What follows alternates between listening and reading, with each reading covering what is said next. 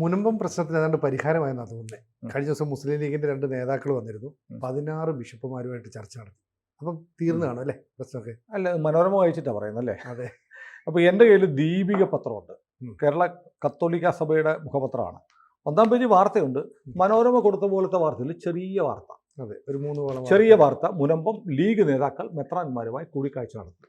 അപ്പോൾ ആ വാർത്തയ്ക്ക് ഇന്നലെ നടന്ന ചർച്ചയ്ക്ക് എത്രമാത്രം പ്രാധാന്യമുണ്ട് എന്നറിയാൻ ദീപിക ഉണ്ടാവും.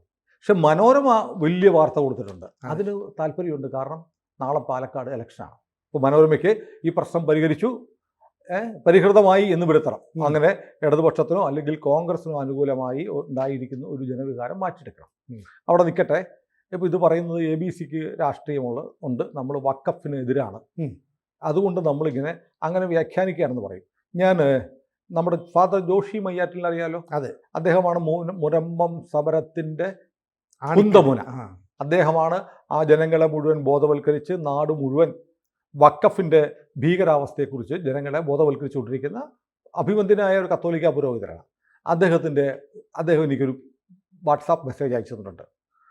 ലത്തീൻ മെത്രാന്മാർ സമ്മേളിച്ചത് മുസ്ലിം ലീഗുമായി ചർച്ചയ്ക്കു വേണ്ടിയല്ല, ഫാദർ ജോഷി മയ്യാറ്റിൽ. അങ്ങനെയാണ് പുള്ളി തുടങ്ങുന്നത്. അപ്പോൾ നമ്മുടെ പത്രങ്ങളിലൊക്കെ വന്നതെന്താ, 16 ബിഷപ്പുമാർ ലീഗുമായിട്ട് ചർച്ച നടത്താൻ വന്നു എന്ന് പറയുന്നത് കള്ളം. ആര് പറയുന്നു? ഫാദർ ജോഷി മയ്യാറ്റിൽ.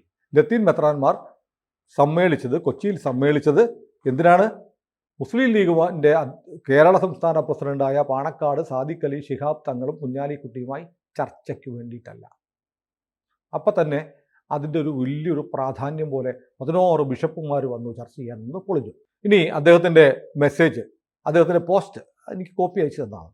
ബാക്കി വായിക്കാം. KRLCBC, കേരള ലത്തീൻ കത്തോലിക്ക ബിഷപ്പ് കൗൺസിൽ, മുസ്ലിം ലീഗുമായി ചർച്ച നടത്തി എന്നത് മാധ്യമങ്ങൾ വൻ പ്രാധാന്യത്തോടെയാണ് റിപ്പോർട്ട് ചെയ്തത്. ഈ ചർച്ചയ്ക്കായി 16 ലത്തീൻ മെത്രാന്മാരും എത്തി എന്നൊക്കെയാണ് റിപ്പോർട്ടിംഗ്. ആശ്ചര്യചിഹ്നം എന്ന് പറഞ്ഞാൽ ഈ റിപ്പോർട്ടിംഗ് ശരിയല്ല എന്നാണ് ആശ്ചര്യചിഹ്നം വഴി അദ്ദേഹം ഉദ്ദേശിക്കുന്നത്. എല്ലാ വർഷവും 2 പ്രാവശ്യം നടക്കാറുള്ള ലത്തീൻ മെത്രാൻ സമിതിയുടെ യോഗം എത്രയോ മാസങ്ങൾക്ക് മുമ്പ് തന്നെ തീരുമാനിച്ചതാണ്. അപ്പോൾ ഇപ്പോഴത്തെ വാർത്ത കണ്ടാൽ പാലക്കാട് ഉപതെരഞ്ഞെടുപ്പ് നടക്കുന്നതിന് തലേൻ്റെ തലേന്ന് 16 ബിഷപ്പുമാർ കൊച്ചിയിലേക്ക് വന്നു, പാണക്കാട് നിന്ന് തങ്ങളും വന്നു, കുഞ്ഞാലിക്കുട്ടി സാഹിബും വന്നു, മാരത്തോൺ ചർച്ച നടത്തി പ്രശ്നം തീർക്കാൻ പോകുന്നു എന്ന് പറയുന്നത് തെറ്റാണ്. വർഷത്തിൽ 2 തവണ ലത്തീൻ കത്തോലിക്ക ബിഷപ്പുമാരുടെ സമ്മേളനം നടക്കാറുണ്ട്. ഈ മീറ്റിംഗ് മാസങ്ങൾക്ക് മുമ്പേ തീരുമാനിച്ചതാണ്. അതിനെ ഇപ്പോൾ പെട്ടെന്ന് അടിയന്തരമായ ഒരു ചർച്ചയ്ക്ക് വേണ്ടി കൂടി എന്ന തരത്തിലേക്ക് മാധ്യമങ്ങൾ, മനോരമ ഉൾപ്പെടെയുള്ള മാധ്യമങ്ങൾ തെറ്റായി വ്യാഖ്യാനിച്ച് കേരളത്തിലെ ക്രൈസ്തവ വിശ്വാസികളെ, പ്രധാനമായും മറ്റുള്ള ആളുകളെ അതിന് തൊട്ടു പിന്നാലെയും വഞ്ചിക്കുകയാണ് എന്നാണ് ഫാദർ ജോഷി മയ്യാറ്റിൽ പറയുന്നത്. തീർന്നില്ല. ആ യോഗത്തിലേക്ക് മുസ്ലിം ലീഗ് നേതാക്കളെ ചില തൽപര കക്ഷികൾ എത്തിച്ചു എന്നേ കരുതേണ്ടതുള്ളൂ. നോക്കൂ, അങ്ങനെ ബിഷപ്പുമാരുടെ യോഗം കൊച്ചിയിൽ നടക്കുമ്പോൾ ആ യോഗത്തിലേക്ക് 2 മുസ്ലിം ലീഗിൻ്റെ നേതാക്കന്മാരെ ആര് കൊണ്ടുവന്നു? തൽപര കക്ഷികൾ. ഏത് തൽപര കക്ഷികൾ? കാരണം ഈ തെരഞ്ഞെടുപ്പിൽ ഉൾപ്പെടെ കേരള രാഷ്ട്രീയത്തിലാകെ കോൺഗ്രസ് എന്ന് പറയുന്ന പാർട്ടി കേരളത്തിലെ മുസ്ലിങ്ങൾ ഒഴികെയുള്ള ജനവിഭാഗങ്ങളെ വഖഫ് വഴി കബളിപ്പിച്ച് ചതിച്ച് ഭൂരഹിതരാക്കാൻ, വീടില്ലാത്തവരാക്കാൻ നടക്കുന്ന ശ്രമം ജനങ്ങളുടെ മുന്നിൽ വെളിവാക്കപ്പെട്ട് തുണിയില്ലാതെ നിൽക്കുന്ന ചില തൽപര കക്ഷികൾ. അത് കോൺഗ്രസ് ആണ് 1-ാം സ്ഥാനത്ത്. തൊട്ടു പിന്നാലെ ആരുണ്ട്? CPM ഉണ്ട്. അങ്ങനെയുള്ള ചില തൽപര കക്ഷികൾ ഈ ബിഷപ്പുമാരുടെ യോഗത്തിലേക്ക് ഇവരെ കൊണ്ടുവന്നു എന്നേ ഉള്ളൂ എന്ന് ആര് പറയുന്നു? ഫാദർ ജോഷി മയ്യാറ്റിൽ. ABC അല്ല കേട്ടോ, എന്നേ കരുതേണ്ടതുള്ളൂ. ഏതായാലും ആ വരവ് കൊണ്ട് എന്തെങ്കിലും ഗുണമുണ്ടാകും എന്നു കരുതാൻ നിലവിലെ അവസ്ഥയിൽ കഴിയുന്നില്ല. BS പറയുന്നില്ല, കഴിയുന്നില്ല. ശരിയല്ലേ? അപ്പൊ ഇന്ന് പത്രങ്ങൾ പറയുന്നത് എന്താ? മുനമ്പത്ത് പരിഹാരമാവുന്നു, ഇപ്പൊ തീരുമാനമാവുമെന്ന് പറയുന്നു. അതാണ് ജോഷി അച്ഛൻ പറയുന്നത്. ഏതായാലും ആ വരവ് കൊണ്ട് എന്തെങ്കിലും ഗുണമുണ്ടാകും എന്നു കരുതാൻ നിലവിലെ അവസ്ഥയിൽ കഴിയില്ല. തീരുമാനമെടുക്കേണ്ടത് സർക്കാരാണ്. സർക്കാർ ഒന്നും പറഞ്ഞിട്ടില്ല. സർക്കാരിൻ്റെ പ്രതിനിധിയായ വഖഫ് മന്ത്രിയും കഴിഞ്ഞ ദിവസം വ്യവസായ മന്ത്രിയും പറഞ്ഞിരിക്കുന്ന മുനമ്പത്തെ ഭൂമി വഖഫ് ഭൂമിയാണ് എന്ന് തന്നെയാണ്. സംസ്ഥാന സർക്കാരിൻ്റെ സ്ഥാപനമാണ് വഖഫ് ബോർഡ് അല്ലേ? അതെ. സർക്കാർ പ്രതിനിധിയാണ് വഖഫ് ബോർഡിന്റെ ചെയർമാനും പറഞ്ഞിരിക്കുന്ന മുനമ്പത്തെ ഭൂമി വഖഫ് ഭൂമിയാണ്. മുനമ്പത്തെ ഭൂമി വഖഫ് ഭൂമിയാണെന്നിരിക്കെ മുസ്ലിം ലീഗിന്റെ അഖിലേന്ത്യാ അധ്യക്ഷൻ, സംസ്ഥാന അധ്യക്ഷനല്ല, അഖിലേന്ത്യാ അധ്യക്ഷനേക്കാൾ മുകളിലാണ് ലീഗിന് സംസ്ഥാന അധ്യക്ഷൻ. അങ്ങനെ ഏത് ആഗോള അധ്യക്ഷൻ വന്നാലും തീരത്തില്ല. അങ്ങനെ ഇത് വഖഫ് ഭൂമിയാണ് എന്ന നിലപാടിൽ സമസ്ത ഉൾപ്പെടെ ഉറച്ചു നിൽക്കുമ്പോൾ, വഖഫ് ബോർഡ് ഉറച്ചു നിൽക്കുമ്പോൾ മുനമ്പം പ്രശ്നം തീരാൻ പോണില്ല. അതാണ് ജോഷി അച്ഛൻ പറയാതെ പറയുന്നത്. ഇനി നോക്കാം, പറയാതെ പറയുന്നത് നിങ്ങൾ വ്യാഖ്യാനിക്കേണ്ട എന്നിപ്പോൾ കമന്റ് വരും. ബാക്കി കൂടി കേൾക്കൂ. മുനമ്പംകാരുടെ റവന്യൂ അവകാശങ്ങൾ സത്വരമായും ശാശ്വതമായും അതാണ് പരിഹരിക്കുക, പുനഃസ്ഥാപിക്കുക എന്നത് മാത്രമാണ് മുനമ്പം വിഷയത്തിൽ ഏക പരിഹാരം. അത് ശ്രദ്ധിക്കേണ്ട ഒരു വാചകമാണ്.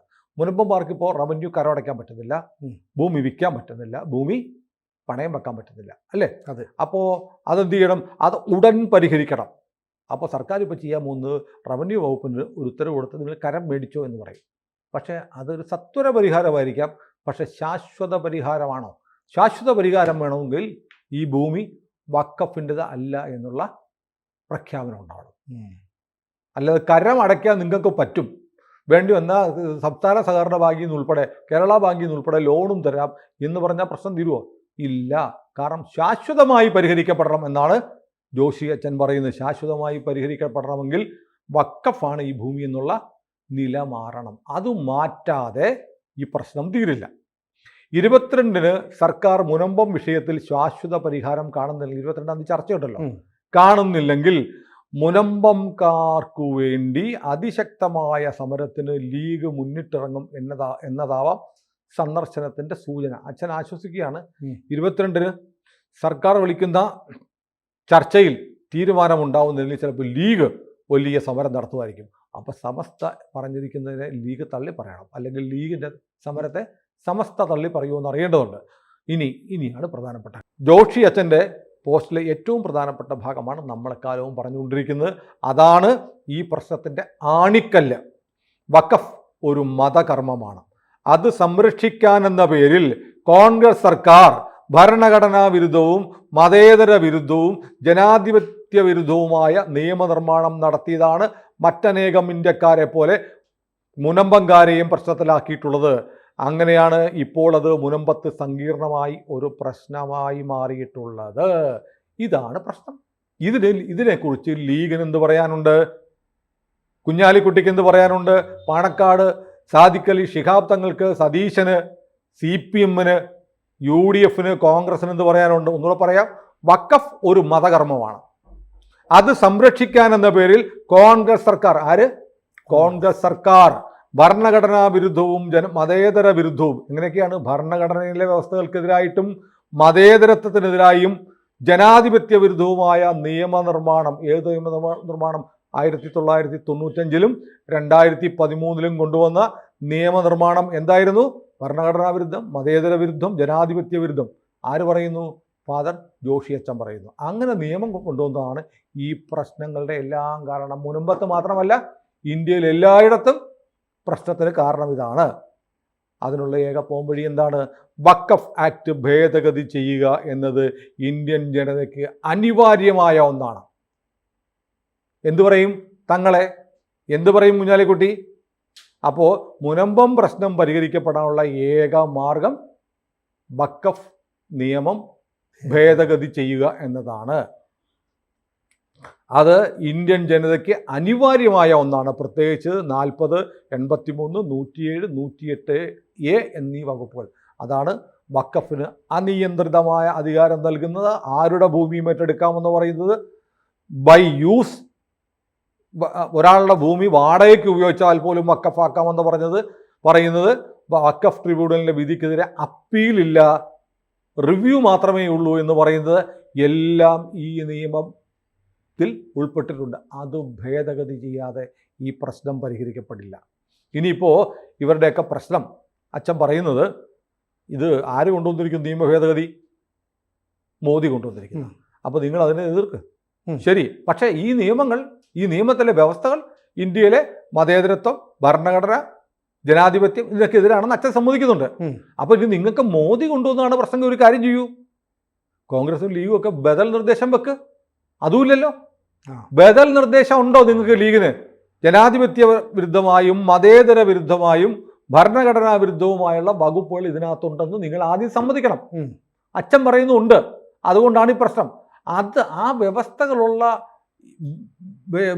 ബില്ല്, നിയമം പരിഷ്കരിക്കാൻ പുതിയ ബില്ല് കൊണ്ടുവരുന്ന മോദി ആയതുകൊണ്ടാണ് നിങ്ങളുടെ എതിർപ്പെങ്കിൽ നിങ്ങൾ ബദൽ നിർദ്ദേശങ്ങൾ പറയൂ. എന്തൊക്കെ ബദൽ നിർദ്ദേശങ്ങൾ ഞങ്ങൾക്കുണ്ട്? അത് പറയുന്നില്ലല്ലോ. അപ്പൊ ഇങ്ങനെ ചെയ്താൽ മാറ്റാം എന്നുള്ള അത് പറയുന്നില്ലേ. തൊട്ടുകൂടാന്നാ പറയുന്നത്. ഇതേ തുടരുതെന്നാണ് പറയുന്നത്. അപ്പോൾ നിങ്ങൾ ഭരണഘടനാ വിരുദ്ധമായ വ്യവസ്ഥകളിൽ തൊടാൻ പാടില്ല, മതേതര വിരുദ്ധമായ വ്യവസ്ഥകളിൽ തൊടാൻ പാടില്ല, ജനാധിപത്യ വിരുദ്ധമായ വ്യവസ്ഥകളിൽ തൊടാൻ പാടില്ല. ഇതൊരു മതനിയമമാണ്. ആ മതനിയമത്തിൽ തൊടാൻ പാടില്ല. ആ മതനിയമം, ഞങ്ങളുടെ മതനിയമം ഇന്ത്യയിലെ മുഴുവൻ ആളുകളും അനുസരിക്കണമെന്നാണ് നിങ്ങൾ പറയുന്നത്, അല്ലേ? അതെ. അപ്പോൾ യഥാർത്ഥത്തിൽ ഇന്ത്യയിൽ പ്രതിപക്ഷം, ഇടതുപക്ഷം അല്ലെങ്കിൽ കോൺഗ്രസ്, ലീഗ് ഉൾപ്പെടെ ചെയ്യേണ്ടത് മോദി കൊണ്ടുവന്ന ബില്ല് ശരിയല്ല എന്നാൽ, പക്ഷേ എന്നാൽ ഞങ്ങൾക്ക് ബദൽ ഇതുണ്ട് എന്ന് പറയാത്ത എന്താണ്? അച്ഛൻ ചോദിക്കുന്നതാണ് 40, 83, 107, 108 എന്നീ വകുപ്പുകളിൽ ഭേദഗതി വേണം. മോദിയുടെ ഭേദഗതിക്ക് ബദലായി കോൺഗ്രസും മുസ്ലിം ലീഗും ഒക്കെ ഭേദഗതി നിർദ്ദേശങ്ങൾ രൂപീകരിക്കേണ്ടതുണ്ട്. ഈ വിഷയങ്ങളെല്ലാം മെത്രാന്മാർ തൽപര കക്ഷികളോട് സംസാരിച്ചിട്ടുണ്ടാകുമെന്നാണ് ജോഷി മയ്യാറ്റിൽ അച്ഛൻ പ്രത്യാശിക്കുന്നത്. കാരണം അച്ഛൻ ബിഷപ്പല്ലല്ലോ. ഏതായാലും എല്ലാവർക്കും കാര്യങ്ങൾ അറിയാം. ഈ നിയമത്തെ തൊടാൻ തയ്യാറല്ല, ഈ നിയമത്തെ തൊടാൻ സമ്മതിക്കില്ല. ഈ നിയമം മതേതര വിരുദ്ധവും ജനാധിപത്യ വിരുദ്ധവും ആണ്. അത് ഒരു മത നിയമമാണെന്ന് ജോഷി അച്ഛൻ ഉറപ്പിച്ച് പറയുന്നത്. എങ്ങനെ വഖഫ് പ്രശ്നം തീരും? എങ്ങനെ മുനമ്പം പ്രശ്നം തീരും?